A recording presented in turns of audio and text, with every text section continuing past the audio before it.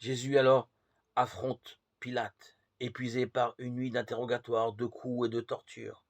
La police du temple et les émissaires du grand prêtre l'ont traîné jusqu'au prétoire, le lieu où le prêteur, un magistrat dont la fonction est remplie sous l'Empire par le gouverneur de la province, rend ses arrêts, qui correspond souvent à sa résidence.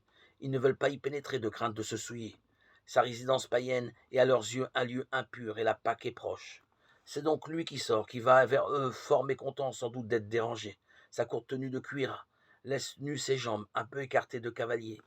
Il a revêtu la toge rouge et or. Il les écoute, il accuse Jésus comme prévu de se prétendre roi des Juifs, ajoutant pour faire bon poids qu'il prêche la révolte et empêche les bons citoyens de payer l'impôt.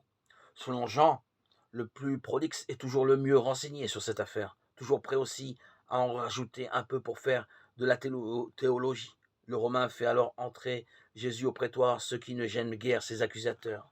Peu importe que celui-ci se souille, puisqu'il est déjà condamné. Et Pilate dut dire, tu es le roi des Juifs?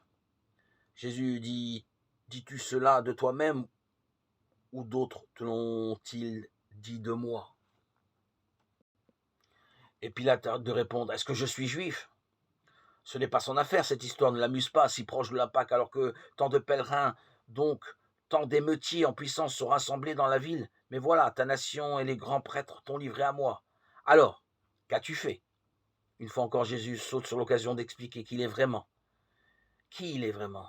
Il cherche à éviter que ne soit dénaturé le sens de sa mort. Si mort il doit y avoir. Ma royauté n'est pas de ce monde.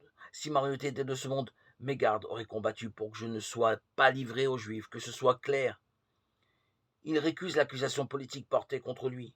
Et un peu plus tard, je suis venu dans le monde pour cela, rendre témoignage à la vérité. Quiconque est de la vérité entend ma voix.